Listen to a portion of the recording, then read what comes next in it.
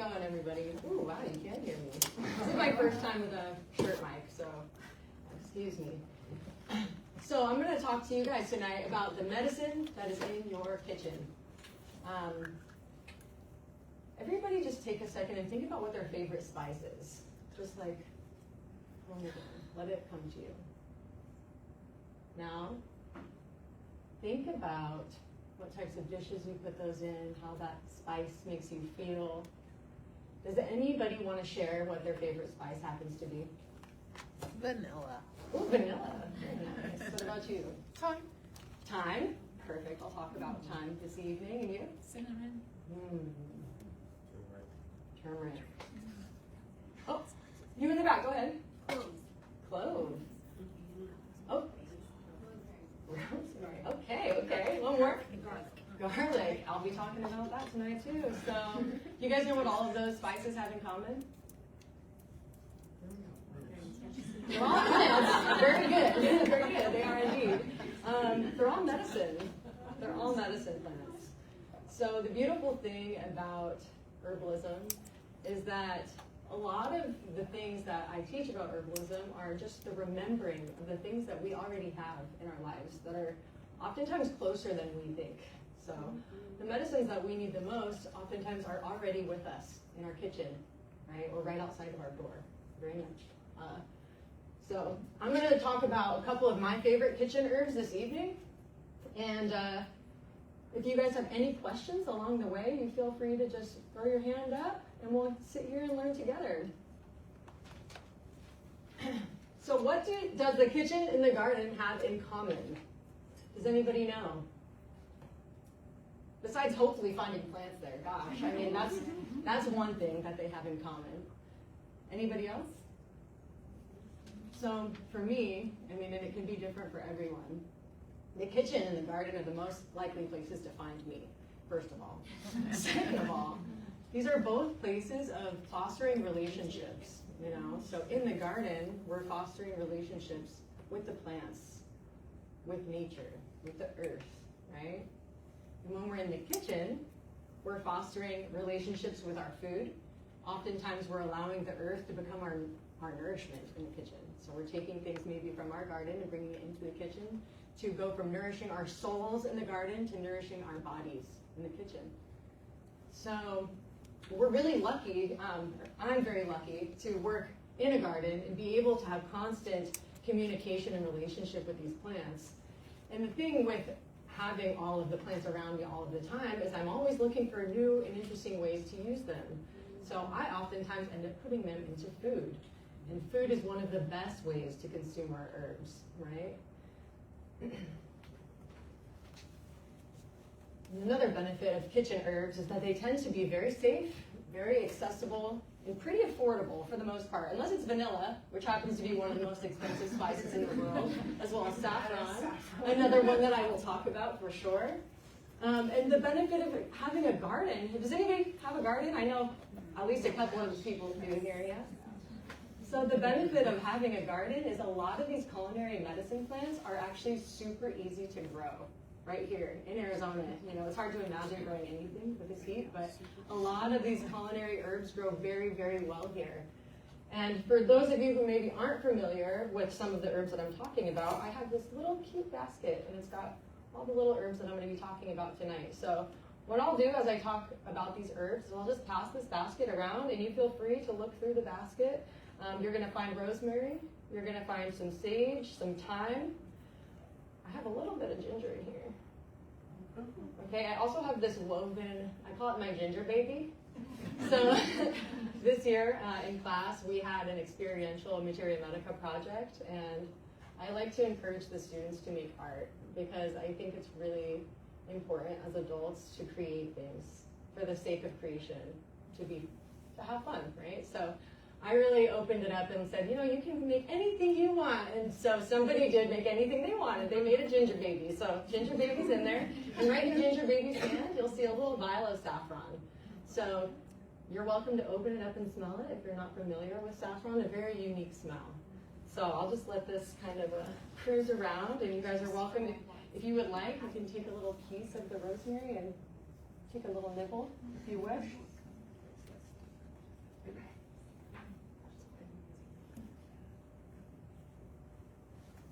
So we already talked a little bit about this.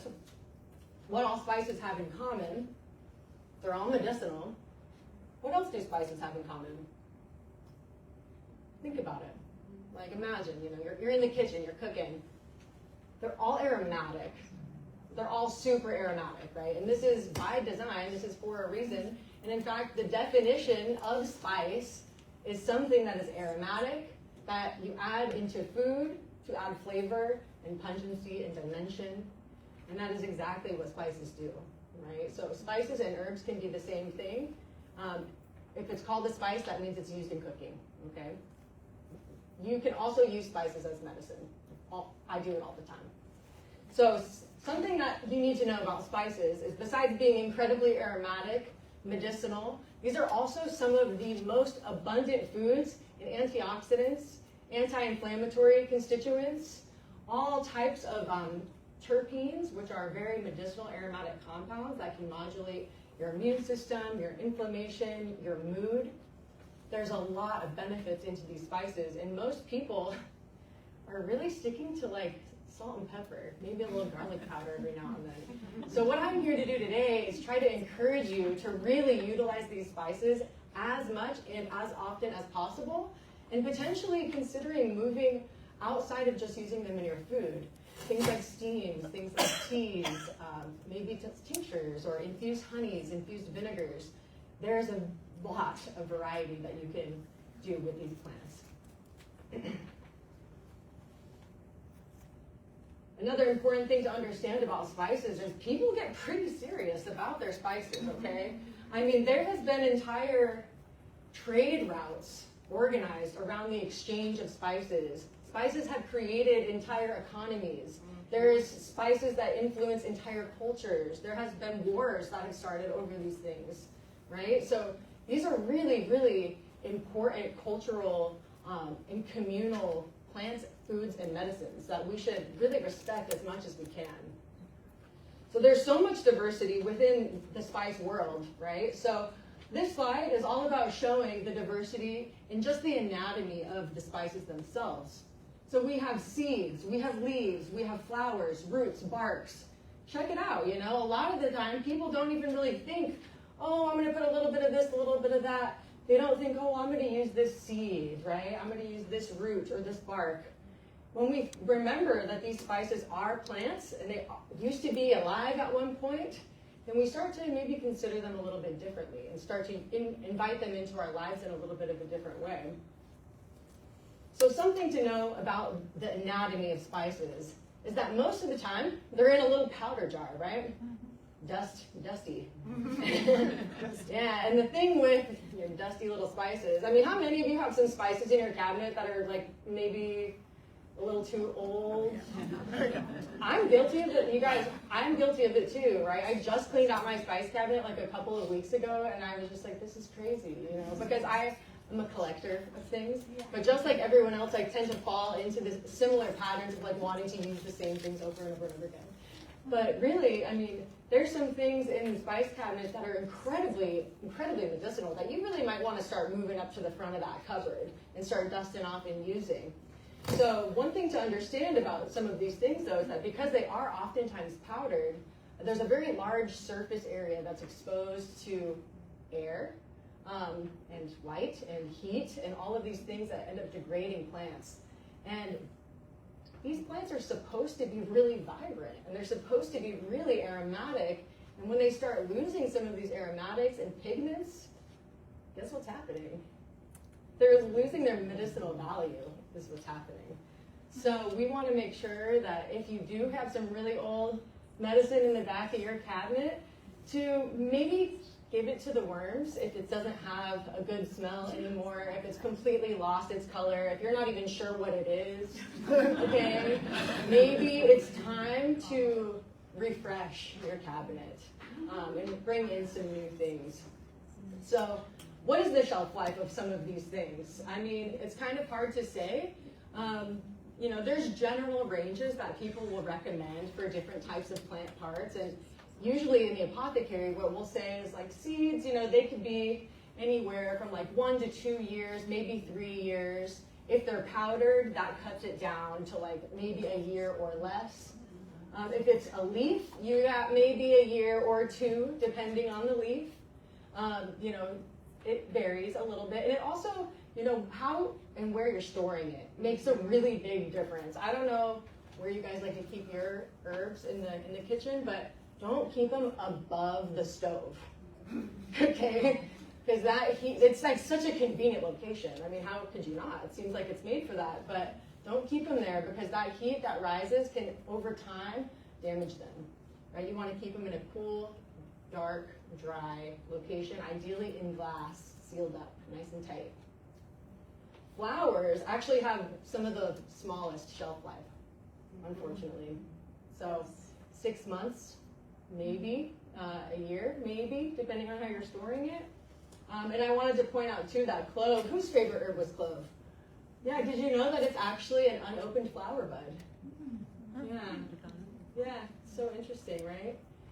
And then the roots, which I put roots, but really that's a misnomer. Most of these aren't roots really at all. They're rhizomes.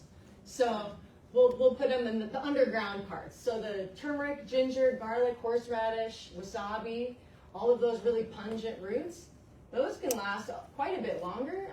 You know, once they're dried, you could use them for like 2 to 3 years. And then the barks, that's like 3 to 5 years, right? Cinnamon, like you can have cinnamon powder in your cabinet that still smells like cinnamon like 10 years later if it's stored well, right?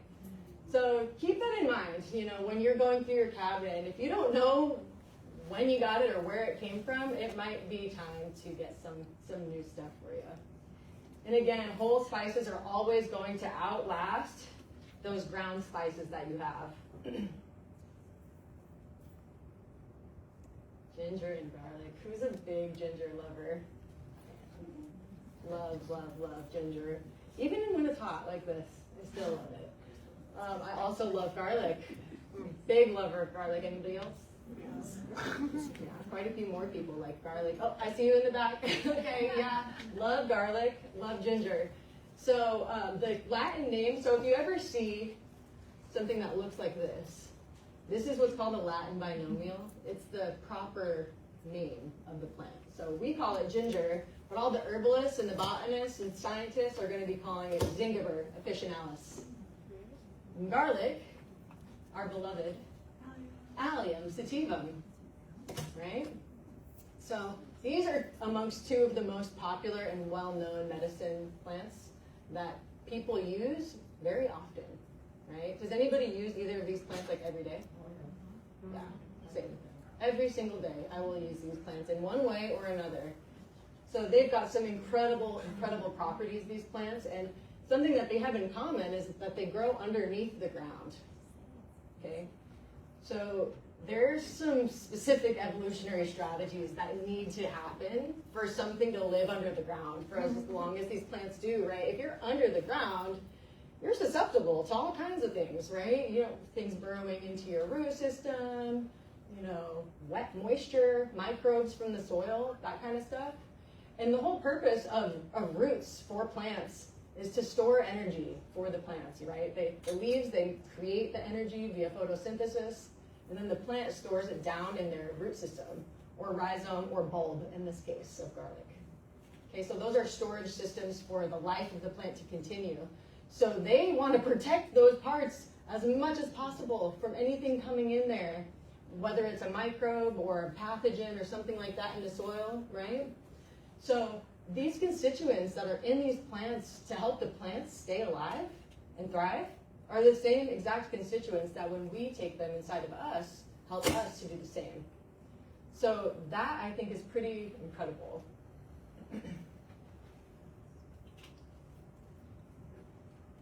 So garlic, Allium sativa.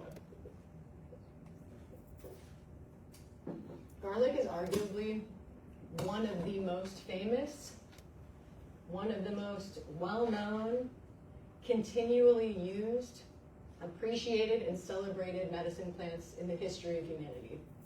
So there is documentation of garlic's use medicinally back over 5,000 years ago.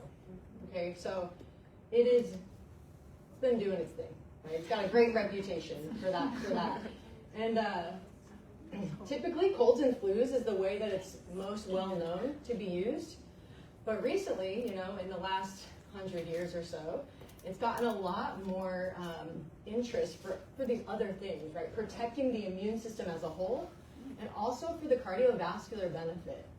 It has an incredible cardiovascular benefit, not just in helping with blood pressure that might be a little bit too high, but also for arteries that might be narrowing or hardening a little too much, or lipids that might be getting stuck within those arteries and causing high cholesterol, right? So this is a very common food that people use all the time, but most people don't ever stop to think like, wow, this is amazing medicine and it's doing so much for me, even just when we use it in our food, right? So incorporate garlic into your food and think about and celebrate and give gratitude to the fact that this little plant that we can get for like, you know, $1 at the store can really, really kick a cold, a flu, a virus right out of us. And relatively quickly too. It can really help speed up recovery. So something to understand about garlic though is it's spicy. It's very spicy. Anybody ever just put a clove in their mouth and chew it up? And how was that? How was that for you? You like it, okay. Whew, man, it makes me sweat thinking about it. Okay, it's really, really intense. And the thing with garlic is it is best fresh, right? So the dried garlic powders, the garlic granules, and the things like that in your cabinet, they're fine and they'll add some flavor, but really medicinally, they don't have it going on in the same way that fresh garlic does. So do yourself a favor, always keep fresh garlic at the house when you need it. Or if you want, you can make other really amazing things out of fresh garlic. So one of my favorite preparations that we make it in class, I think we made it last year for y'all, was the oxymel, the garlic oxymel. Does anyone know what an oxymel is? So an oxymel is a vinegar infusion, basically. So we crush up the garlic, and I'll tell you why we crush the garlic in just a moment here. You crush up the garlic, and you put it into your apple cider vinegar. You have just enough apple cider vinegar to cover up your garlic, right? You leave it in there. Usually I like to let things sit for a moon cycle, about 28 days or a month. And then you come back to that, you strain out your garlic, and then you add about equal parts honey into that vinegar. And that's an oxymel. And you can do that with all kinds of plants, and it's nice because vinegars are also a little sharp. They're a little intense, right?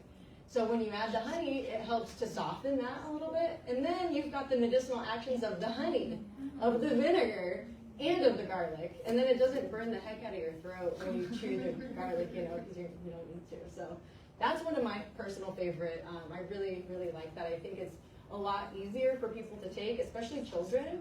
You know, when the kids have like their running nose and they're just like, you know, all over the place, so you can give them a little bit of that, or even just crush some garlic, put it in a spoonful of honey, and have them eat it like that.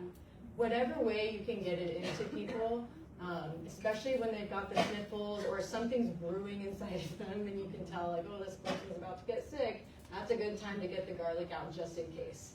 And it's generally extremely well tolerated, which is nice, right? It's a food. So I will say, as a caveat, there are people who are sensitive to garlic, right? Because it is a very high sulfur plant. So some people who have like a sulfur sensitivity will not tolerate garlic as well. I did learn something really interesting recently about garlic and onions, actually, is that for people who have a sensitivity to garlic and onions, you can actually infuse the garlic and the onions into oil, into a lipid base. And it tends to not create as much disturbance for those people. So they can get all the flavor of the garlic and the onions that they want, but the inflammation that might be caused as a result doesn't happen. So I found that to be a nice little trick.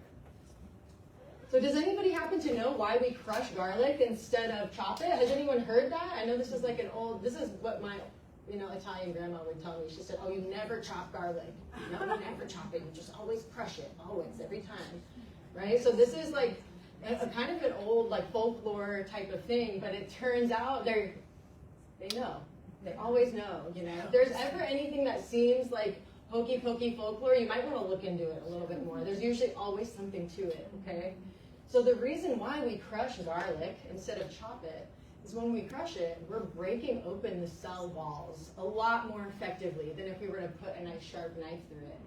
So when we break open the cell walls, what happens is alchemy, magic, right? Or chemistry if you think about it that way, right? So there's constituents that are liberated out from the cell walls of the garlic, and then due to enzymatic reactions, create a component called allicin, which is one of the most medicinal constituents in garlic that makes it so medicinal. And why do we think this constituent exists in garlic, right? It's because imagine little garlic under the ground being all patient, waiting for the right time to shoot their greens up, and then something goes in there and just munches and breaks their cell wall. Well, they produce this allicin, and it goes right to that point, and that bug or that groundhog or whatever it is like, oh no, it's too much, too pungent, and they go away. And guess what? Garlic wins, right? So garlic is good at getting all kinds of critters away from it, and it is good at killing all kinds of critters within us, right? It's not just good for getting rid of vampires. So keep it in your kitchen if you can, and honestly grow it too. It's a really easy plant to grow, and it's great to be able to go outside and like use your garlic greens or harvest garlic from your own garden, especially if you know it's something that you're going to use, right? So that's garlic. Lemon vinegar. I want you guys to know that I infused a fresh ginger honey. Oh, yeah, it's so good. It's really good. I like to buy those big things from Sprouts of the ginger, like in those big containers.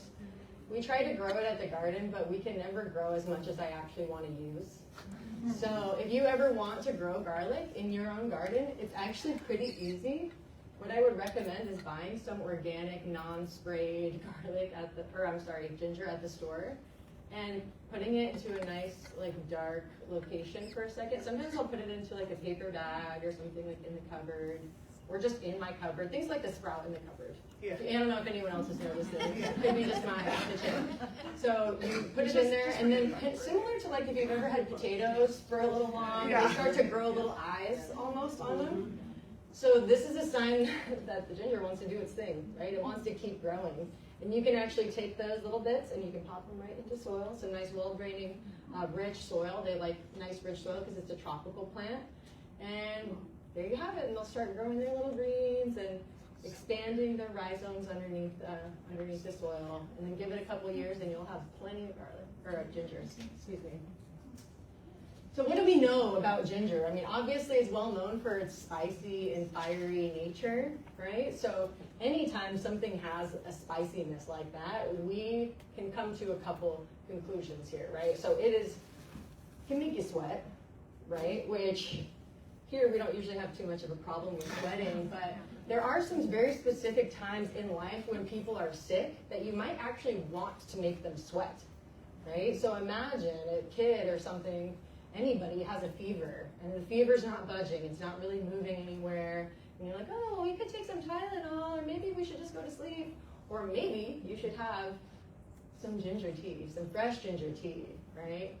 So ginger has this herbal action called diaphoretic. Diaphoretic means it makes you sweat. So when you have a fever and something makes you sweat, that means your pores are opening and the heat is leaving and your fever is dropping, right? Easy. Nice. I say that it's easy, but I would definitely recommend ginger as a wonderful warming diaphoretic to get the blood moving, allow the pores to open, and allow some of that heat to escape the body. And it's so, so safe.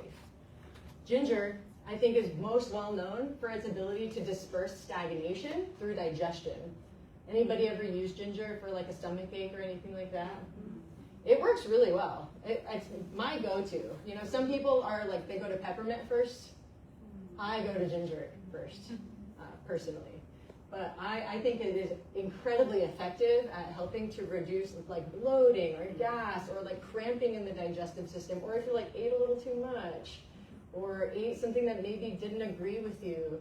It is particularly beneficial for helping to assimilate like fats and proteins. So there's some suspicion or some myth in that the ginger is oftentimes put with sushi to help with parasites and things like that. That's not actually true. It's a nice thought, very romantic, right? But that's not actually true. It's actually as a palate cleanser. And for a second beneficial action, it does help break down some of those raw proteins, right, if you are eating raw fish. So, and it does have a little bit of anti-parasitic action, but it's pretty minimal compared to some other plants. But absolutely consider ginger. One of my favorite ways of using it, aside from like syrups, teas, lozenges, honeys, is just cooking, stir fries. I like to grind it up with a shredder with my ginger and garlic and turmeric maybe too, and whatever else I got, and throw all my vegetables in there, maybe some sweet potatoes, get it, or salmon. I had it last night with some salmon, very good, would recommend.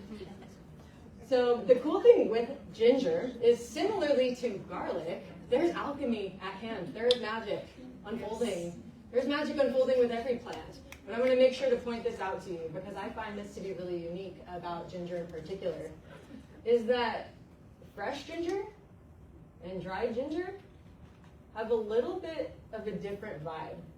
So has anybody tried fresh and dried ginger like side by side or noticed any specific differences for themselves? It's hard to say unless you do like a side by side comparison really. But fresh ginger is distinctly more zingy. It's like, ooh, that's fresh. It's juicy, right? It's got water in it, so that makes sense, right? But once it's dried, it carries a different type of energetic where it's a lot more sharp. It's a lot more penetrating, so it can go deeper into the body. Because once all of the water that's in it evaporates out, it really concentrates a lot of those flavors within it. Another thing is that in fresh ginger, there's a component called gingerols. And the gingerols are incredibly medicinal. And of course, gingerol comes from the name ginger. We love to name our chemistry after the plants that they're discovered in, right? So, gingerols. And then once the ginger experiences the drying process, or even after it's cooked, the gingerols actually turn into something else. They turn into what's called shoggols. And shoggols are much, much spicier and a little bit more potent, if you will, right? So if you need something really strong and direct, you can use a dried ginger decoction or infusion, but really I love it fresh personally. I think the freshness is super nice. Another nice way to use it is doing a little ginger fermentation. I'm trying to brew one right now downstairs, a little ginger bug. They call it a ginger bug. It's like, anybody like ginger ale? Ginger ale. It's like a better version of a ginger ale because it's actually good for you, right? It's got some like beneficial probiotics in it. It really helps to relax the digestive system. It's almost like a kombucha, but it's made with grated ginger and honey. And then you just let it kind of do its thing, ferment. I also love pickled ginger. Pickled ginger is really, really, really nice. And it's cool because you can keep it fresh. So I cut it really, really thin and I put it in a container. I like to do it with rice vinegar and like Celtic salts and things like that. It is so good. And you can add that to your foods or you can just eat it directly. It is just, of course, so nice. Ginger is also something that's really good for like motion sickness, right? So you can use ginger for motion sickness. It works really well for some people. It doesn't work quite as well for other people. But this is something that's really safe for like pregnant women or people who are like weaker constitutionally speaking. I would be cautious about giving ginger to somebody who's already like a hothead. So what I would refer to someone like who's not a ginger person is they're already agitated, angry, hot, red, sweating. They don't need it. They need maybe some mints or something more cooling, right? So you don't need to give ginger to someone who's already a hothead or a pitta type of constitution. Okay. Oh. Okay. Well. Excuse me. Okay. Well, good thing I had it backed up. There it is. Excuse me. Just get down to where we are. Okay, there we go. Oh, yeah. Okay. There we go. Now, the trifecta. I mean, I don't know if anyone really calls it that. I call it that. The trifecta: rosemary, sage, and thyme. So we've got your favorite herb coming up. What do you guys think these herbs have in common with each other? I know some people in here know. And don't make me call on you. I will. I will do it. Okay. What do they all have in common? So all of your aromatics, but for me, when I see these three, I automatically think Italian food. Italian food, yes. Like, personally, that's for me, that's all Italian. That's totally reasonable. Yeah, I can see that. Yes, they are all using Italian food. Thanksgiving, anybody? Yes. Can see this? More importantly than the foods that we use them in is they're all in the same family. Okay, even though they look all kind of different from one another, these are all in the same family. So does anybody happen to know what that family might be? Lamiaceae? It's the mint family. The mint family. So the cool thing about learning families in general is that it supports the understanding of seeing patterns instead of learning plants all as a bunch of individuals, right? So when we understand patterns, we can come to conclusions a lot more easily without having to necessarily know each plant and everything about each plant. We say, oh, well, you know, these are all aromatics from the mint family. They probably all have similar types of qualities to them, similar aromatics, maybe similar constituents or chemistry, right? And if they have similar chemistry, you can pretty much assume and understand that it's going to have very similar actions as well as a result of that, which is part of the reason why they're oftentimes used all together, right? So something that you see them used culinarily for is oftentimes with meats and things like this, right? And they're used, you know, in meats and stews because they really bring things to life.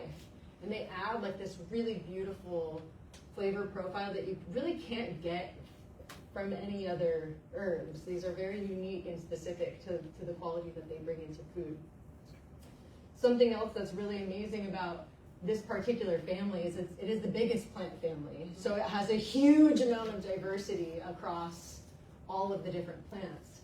I want to point something else out to you is that rosemary, Salvia rosmarinus, and sage, Salvia officinalis, are actually in the same genus, right? So you see salvia, you see salvia here. So they're in the same genus, which means that they're even closer than just family. They're like first cousins. They're like really, they're close, like cousins who talk. Yeah, they're really close. And it wasn't until actually, I don't know, maybe 5 to 7 years ago that rosemary was reclassified. It used to be Rosmarinus officinalis. Now it is Salvia rosmarinus, because after some genetic looking upon things, the botanists, you know, if you know, you know, they love to change things up on you, switch a name just to keep you on your toes. But these are very, very closely related plants, and they can be used kind of similarly. They both have an amazing affinity to the head and to memory, right? A lot of those aromatic compounds in general, like, tend to have this affinity for this head space, right? Because they're inherently ethereal, right? Think about aromatics. Like, imagine being in a garden and brushing past the rosemary, right? You can smell it just by barely I mean, you saw the basket. You went around. You touched it, I'm sure. Those smells are very sensitive, and they easily liberate themselves off of the plant, right? So they are volatile. That's what we would call a volatile constituent, right? Or a terpene. If you can smell something, it's because there's terpenes, right? So those are highly aromatic, highly medicinal, highly anti-inflammatory compounds. These, so good. They're so good, the salvias. And there's probably, I don't know, 1,000, 2,000 different species of the salvias. And so these are just two that we're going to be talking about. Rosemary, love this plant so much. So this plant has long been called the herb for remembrance, long before we really knew anything about its medicinal qualities. Has anybody heard of it being called the herb of remembrance? Yeah, so it has been, I believe, I want to say it was maybe Shakespeare who coined it as the herb for remembrance. But this plant, you know, having been called that, you look into tradition and you see, where is rosemary showing up in human history and tradition? It's showing up at weddings, at funerals. In ancient Greece, the students and the scholars would weave rosemary into their hair or make rosemary crowns to help with their memory during testing, right? So it shows up during life, death, love, learning, all those really important staples of just being a human, right? It is around and it is abundant. And the beautiful thing with rosemary is it grows incredibly well here. I mean, they grow it just as a landscaping plant here because it does so well. And there's many, many, many different varieties. So whether you want an upright one or a crawling one or a creeping one, there are different forms of rosemary for everyone. Yes? Are they all edible? All rosemaries are interchangeable. Very good question. Not all salvias are. I would not recommend using other sages that you're not very clear about, but all of the different phenotypes of rosemary are interchangeable with each other. Yeah, good question. So, and a lot of them, will have these gorgeous blue flowers like they do here. And some of them are more like thicker leaves or smaller, more daintier leaves. But with rosemary, because it's a Mediterranean plant, like a lot of these, like the thyme and the sage, they are very resistant to heat, very resistant to drought. They don't mind crappy soil. They will do just fine here, as long as you don't overwater it. Right? That's one of the faster ways to kill a rosemary plant. So some things to know about rosemary. It is, again, another very warming plant. Okay? So a lot of the ways that we'll be using some of these plants is when we are cold, right? When we are cold, when we are, bundled up or sick or have, a runny nose or something like that. Or even further, this is known as a cognitive herb. If we're cold in the brain, right? Does that ever happen to anybody where you're like, oh man, my brain is just moving slow. I just can't think straight. I'm coggy, or maybe you're just like recovering from illness or something.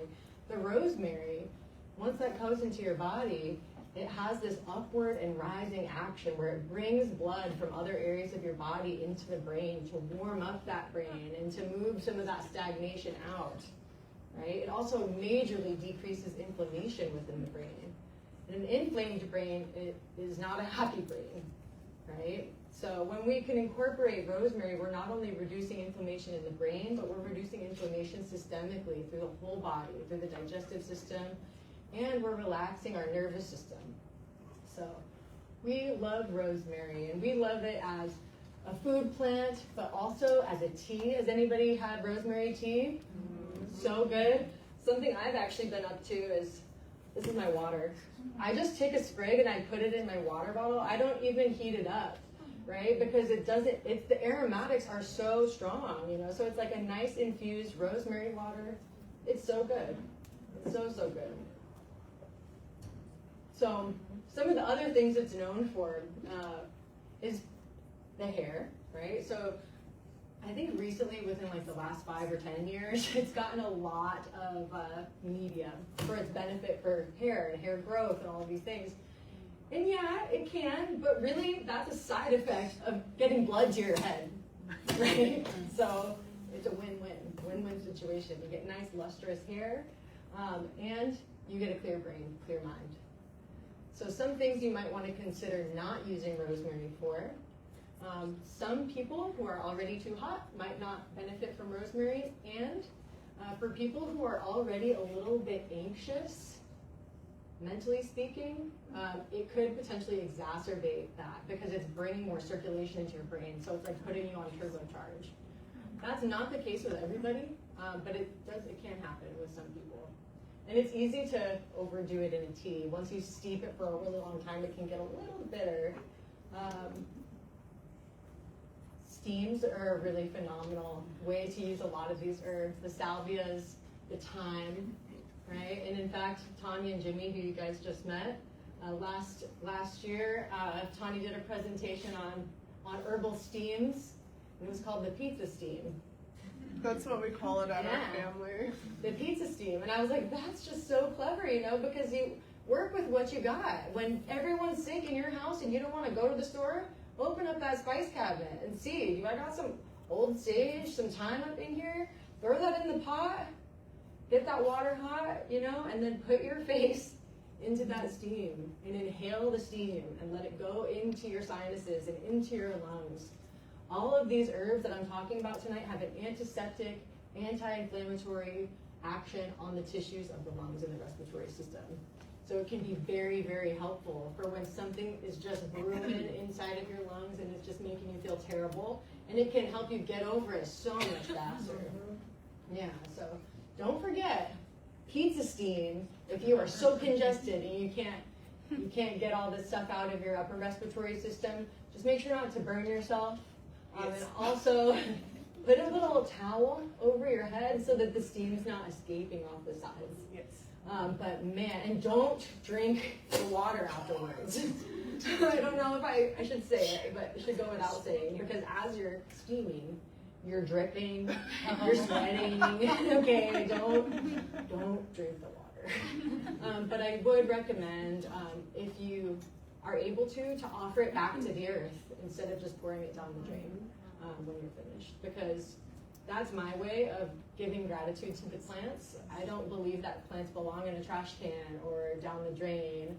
I always, if I can, try to return it back to the Mother Earth, who was so generous to bestow me with its gifts.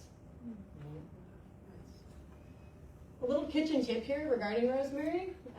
Because it's so, it's almost resinous. Has anybody noticed this? Has anybody grown rosemary and felt the leaves? They're almost like waxy, kind of resinous feeling to them. That's its protective nature, right? So it protects itself from the sun by having some of those constituents on the leaves. And as a result of having some of those things on the leaves, it really gravitates towards oil. So that's why you can make rosemary oil, and it tastes so good. And it's so nice. And you can drizzle your rosemary oil on all kinds of things, and you can rub it into your skin if you like. Really, really nice way of using rosemary in the kitchen. And you can gift it to other people if you like. Salvia officinalis. So this Latin name directly translates to the official medicinal one. Okay? Salvia, the genus of salvia in Latin, translates to heal or to save from the Latin root word, salvar. Okay? Officinalis means the official healer, okay? The official healer, the official medicinal plant. So there are many, many salvias, as I mentioned, but this one, she's the official. She's the official one. So don't forget. A lot of people sometimes, when they hear sage, they're like, oh, a white sage, the ones that are in the bundles. And this is not that same sage, not the same one, okay? So sage is oftentimes, relating back to wisdom and the wise one or the crone. And I really, really love sage for so many reasons, mostly because it has such a protective quality to it. And as somebody who talks a lot, speaks a lot, teaches, it's really good affinity to the throat, right? So for singers, public speakers, all that kind of stuff, sage can be very, very helpful to just strengthen the voice and allow to give you a little bit more, power and clarity behind your voice. And at the same time, because of its affinity to the head and to memory, it's not only giving you more clear thought to deliver your message, but it's allowing your voice to be heard as well. So I really love that. Sage is also very well known for its astringency. So astringency, does anybody know what this means when I say astringency?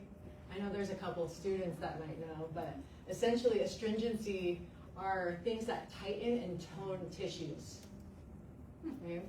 So if tissues are lax and they're lacking tone or structure, a good example might be if you have a cold, right, and you're leaking.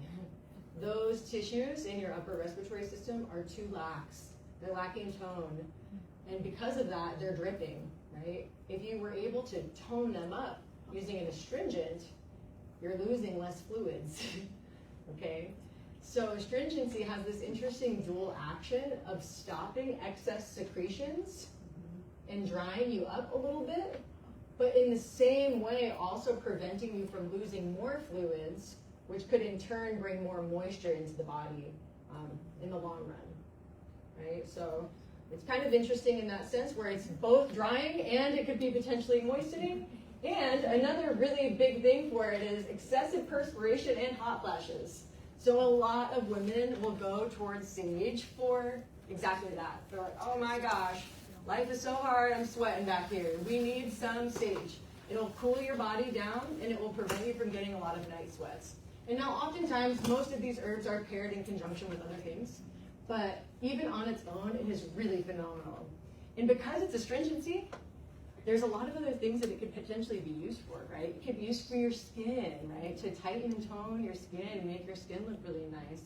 It could also be used in the mouth, right? When there's gingivitis or periodontal disease and there's bleeding of the gums or spongy gums or things like that, or you're bleeding when you're flossing, a sage gargle or a sage mouthwash can do wonders.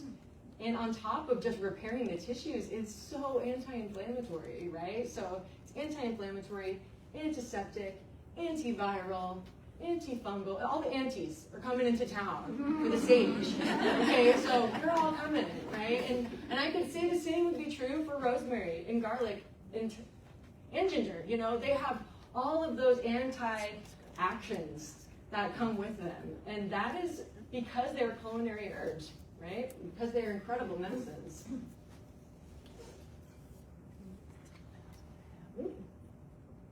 No time. Oh, love time. We could all use more time because who's with me? I sure could. So Thymus vulgaris is the Latin name. So it's still within the mint family, but it's a different genus. And honestly, for a plant with such tiny leaves, it really does have a pretty big reputation. It's an incredible medicine plant, and it is considered extremely protective. And in fact, the name thymus comes from the Greek word thymos, which means courage or spirit. And it was believed that Roman soldiers bathed themselves in thyme for protection before battle. So I love that. I think that's really interesting. And for any anatomy buffs out there, we have the thymus gland, right? It's in the front of the body, like right here. And it looks like a little shield, right? Which like kind of reminds me of like Romans going into battle, right? So that's kind of how I make that association. But thyme is just phenomenal, phenomenal plant. And really like a little sprig of it can just transform an entire pot of soup. This is something that if you know, you know, fresh thyme always is going to exceed any dried thyme that's in your cabinet. It really is. The aromatics on this plant, because the leaves are so small, they can degrade pretty quickly. So try to grow some thyme. It does pretty decently well here. There's a couple of other varieties that do even better here. The conehead thyme being one of them, which I have in this basket. So this is another drying, warming, respiratory agent, but it is far better than just for the respiratory system, right? This is a broad antiviral. So it works very well at reducing the viral load in the body and kind of incapacitating viral cells from replicating with each other. Has anybody ever heard of thymol before? Thymol. So thymol is a chemical that's extracted from thyme, and it's used all over the place, like in all types of antiseptic products. It's used in the hospital because it is so good at destroying MRSA on contact, right? MRSA, staph, all of these things that can be really, really detrimental, like really nasty pathogens, completely inactivated by thymol. So just to put a little perspective on the potency of it, you know, it's very, very strong medicine. My favorite way of consuming it is tea. Probably could have guessed that. I'm a big tea person. But it is also just really good in soups and things like that as well. I also made some phenomenal thyme honey, thyme syrups, and things like that. And occasionally I'll make thyme tinctures, but I really prefer the tea. I find it to be really, really comforting and nice. Something else that's really amazing with thyme is its ability to bust up biofilms. So has anybody heard of this term biofilms before? So when we have a chronic infection or fungal problem or virus, they can be very stubborn and hard to get rid of. And it's because they carry these biofilms that essentially protect those things from medicinal agents getting in, right? Thyme busts down those biofilms and allows the thyme and the thymol and all of those amazing other constituents to get in there and rip apart that infection and stop it from coming back.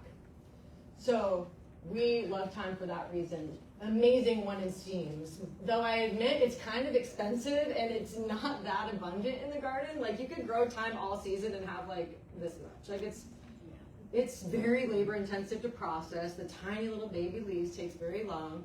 So yeah, just keep that in mind. The aromatic steams, fresh or dried, are very, very good for decongesting the body.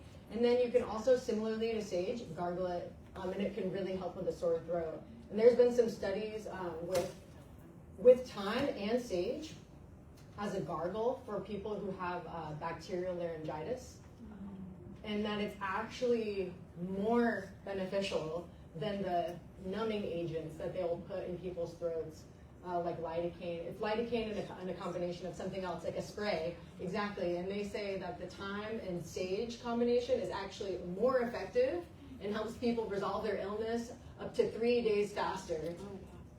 Which 3 days when you're sick and feeling terrible is a lot of days.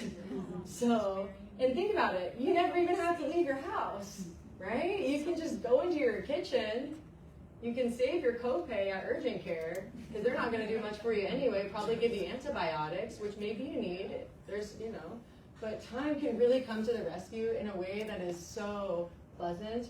And when we are able to use the herbs that we already have as medicine, we are able to learn how to trust the herbs again and to consider them maybe first before we go to some doctor for things that are relatively easy for us to take care of ourselves, right? We have the power. So this is my last herb for tonight, and I figured I would save her for last because she's kind of a grand finale girl, if you ask me. We love saffron. Anybody a big saffron fan? Put 2 hands up. Ooh. Anybody smell the saffron that was in that tiny little vial, right? Beautiful. It's a beautiful plant, right? Crocus sativa. So this is what the flower looks like. Inside of that tiny vial, you were seeing these tiny little threads, which each flower only gets 3. Only 3. And that's the stigma. So that is the reproductive part of the flower. It's the female part of the flower. Okay? And oftentimes, each corm or bulb only gets 1 flower, okay? Maybe it will get like 2 or 3 in a really good season, but each flower only gets 3 of these, right? And the flower's open for maybe like a day, so you've got to be paying really close attention, right, to be able to get this. And they're picked by hand, and then each of those stigmas is pulled out with little tweezers. It's incredibly labor intensive. You can imagine that tiny little vial that I showed you right here. Wherever she is, she's in there, is literally the work of hundreds of flowers. Hundreds of them. So when we think about saffron, I can understand why it's considered the most expensive spice in the world. I can get that, right? And you know what? I think it's worth the hype. So I've done a lot of work with saffron for myself, for other people in my life. And I find it to be one of the most extraordinary and fast-acting, mood-regulating plants that I know. It has a very, very immediate mood-elevating effect for people who are feeling a little melancholic, a little down in the dumps. Situationally, I would not necessarily suggest anybody stop using their antidepressants suddenly and start using only saffron. That's not what I'm saying at all. But if you occasionally find yourself in a little gray area, saffron is a really safe way to help support yourself and get yourself out of the dark. Right? So saffron is really heavily associated with solar energy and the sun. Right? So when we think about the sun, what do we think of? Warmth, right? Brightness, action, motivation, and that is exactly what it does for us. Right? And the cool thing with saffron is, yes, it's very expensive, but the medicinal dose is literally 7 to 14 threads. That's not very much. Yes, it's the work of, at least quite a few flowers, but it's really not that much. And one of my favorite ways, you guessed, Look at that color. It's really incredible, right? Oops. So I've used this from everything for postpartum, works very well for postpartum depression. It works very well for menopausal symptoms, any type of dysphoria that the body might be experiencing. Very good for things like seasonal affective disorder as well. Here in the desert, we experience seasonal affective disorder like now in the summertime because we're not going outside, we're probably dehydrated, we're hot, all of these things. So it's really nice. And it is warming, but it's not heating. It's not going to make you sweat. It's not like a ginger or a garlic, right? There's also some really amazing studies done with saffron for ADHD, and ADHD is very prevalent. There's a lot of people who have been diagnosed with ADHD, and unfortunately, the medication tends to cause more side effects than problems that it fixes, most of the time. So this is something that can be used alongside ADHD medication, alongside most antidepressants safely. And it also really contributes to neuroplasticity. So there's a lot of studies being done right now for Alzheimer's, dementia, and other types of cognitive decline that happens. And because it's kind of in its early stages of research, we're finding out new things every day, truly. So one of the kitchen tips I wanted to include for you guys with saffron is what's called blooming your saffron. So if something calls for saffron in your recipe, or if you just want to enjoy it for yourself, take those threads. You can either grind them up in a mortar and pestle or just break them up with your fingers or put them in whatever. Put them in a hot liquid for like 10 or 15 minutes before you consume it, so that you're basically making a tea before you add it into your soups or your paella or whatever dish is calling for your saffron, right? Or before you drink it. When you allow it to bloom, you are liberating a lot of those medicinal constituents from it. And to be honest, when I make tea, I don't even strain it out because they're so tiny. They're like invisible, and I just drink them and eat them, and it works very well. So these are some of the delivery systems I like most. Steams. And when I say delivery system, that's like now that you've got the herbs, how are you going to get them in your body? Of course, food is the best way. These are all culinary plants. But steams, easy, super safe. Anything that's aromatic, antibacterial, perfect. Teas, of course. A standard recipe for a tea would be 1 tablespoon to 1 cup. And you just want to make sure that you're covering that cup while it's steeping, right? Because all that steam, if you can smell your tea, you're smelling your medicine. So if you can smell your tea, either use it as a steam and smell it too, or cover it while it's steeping. A syrup, which is basically just a strong tea with equal parts honey or sugar in it. And when I say strong tea, I mean like 2 tablespoons per cup or 3 tablespoons per cup. Like a really strong tea, because you're going to essentially be diluting it with the honey. Or an infused honey. Now, honey's got its own medicinal qualities, of which there are many. If you're going to do an infusion into honey, I would recommend low heat or no heat at all. Okay? And usually, I don't really strain it out either, because I don't really mind the bits. And I don't know if anyone's ever tried to strain out honey. Yeah. It's hard. And then oils. Oils are a really phenomenal, easy way to use herbs, especially like some of those aromatic leaves like rosemary, thyme, and sage. But I would recommend freshly drying those herbs before you put it into your oil, because in case you didn't know, oil and water are at odds. So when you put fresh herbs into oil, what happens is the oil will encapsulate that plant, and the water that's in that plant can spoil. And you could spoil your oil with fresh plants inside of there. So dry it, at least wilt it like overnight, at least, so a good bit of the water is out of it before you put it in your oil. And when we use herbs as much as we can, in all of these different ways, we're reminding ourselves of our connection with the earth. And I think that that's what's going to allow for optimal health for all of us, because most people are deficient from their experience with nature, their experience with plants in one way or another. And so if we can just remember the easy miracles that exist right there in our own kitchen, right? They're right there. They're right there, and they're for you, and they're ready to help you. So identify the herbs you already have in your kitchen, learn some simple preparations, and use more herbs. And ideally grow your own. So that's my call to action for y'all. All right, that's all I got. Does anybody have any questions?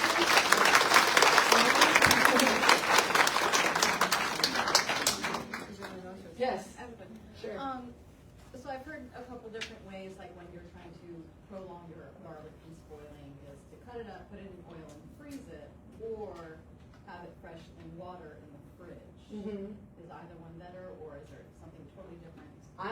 So that's great. If you have a bunch of garlic on hand, for sure. Yeah, I like to blend it up with oil in like a Vitamix, put it in ice cube trays.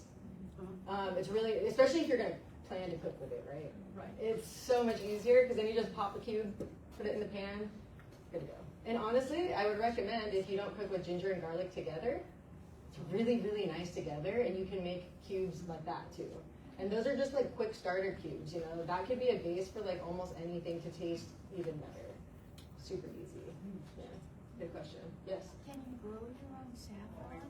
Yes, actually you can. Saffron grows quite well here, surprisingly. Some of the biggest producers of saffron in the world are Afghanistan, Iran, which are places that are very similar climate to us. And actually right in October-ish, like right when the heat's kind of breaking and not constantly 120, is a good time to put them in the ground.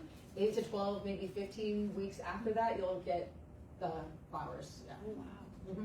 Yes. Actually, that's perfect for my question too. Can you grow like Middle Eastern saffron over here?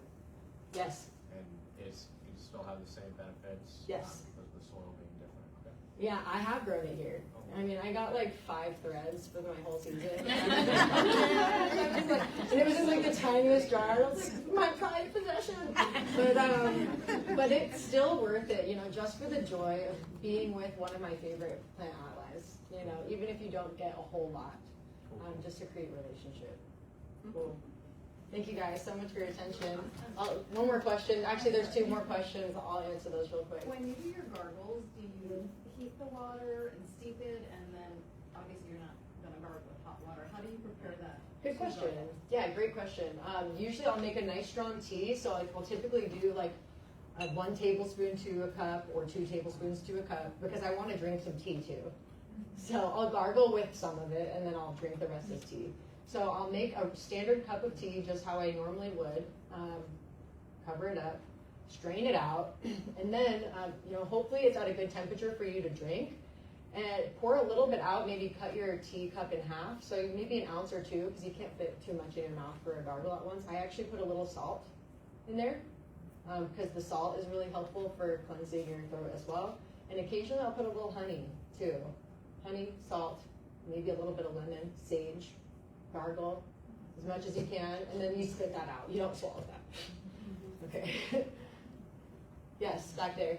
Any thoughts about where to get some of these herbs? Where to get them? Obviously, Well, the grocery store, some of them.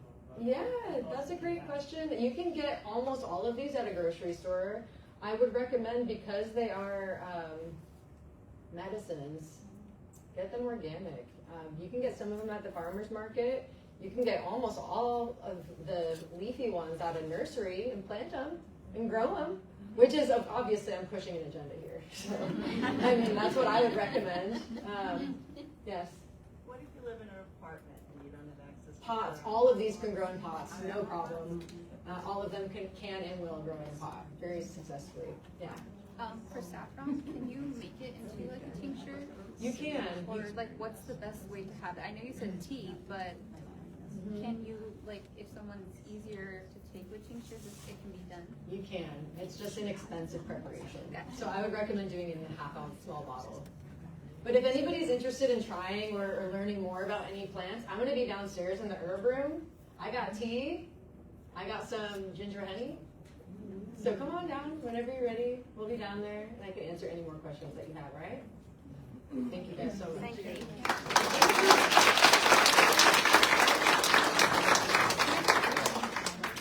These are the people you want to learn from, right? Exactly. So a few things just to put into your awareness for tonight.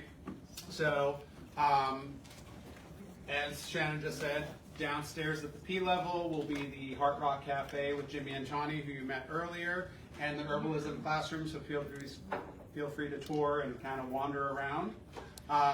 Number 2, Deacom at the back of our room here, for anybody interested, ducking, is doing a 20-minute sound healing in this room for anybody that wants to hang out for that. Downstairs will still be open afterwards as well. And for those of you already planning your escape, those doors in the lobby are already locked. So there's a gray button to the right of the door that will release the magnetic hold it has, and you'll be able to leave. So, by all means, please come back in September when it's officially September. And Katrina at the back of the room is here to share any information if you would like on any of the programs, because September are a lot of classes and big starts coming up. So feel free to do that. And if you're interested, we do 4-hour guest passes to any class. So if you ever have a curiosity, sit in on the first 4 hours of any class you want to, pick the teacher's brain, get a sense of what's going on, and go from there. Yep, we're good. All right.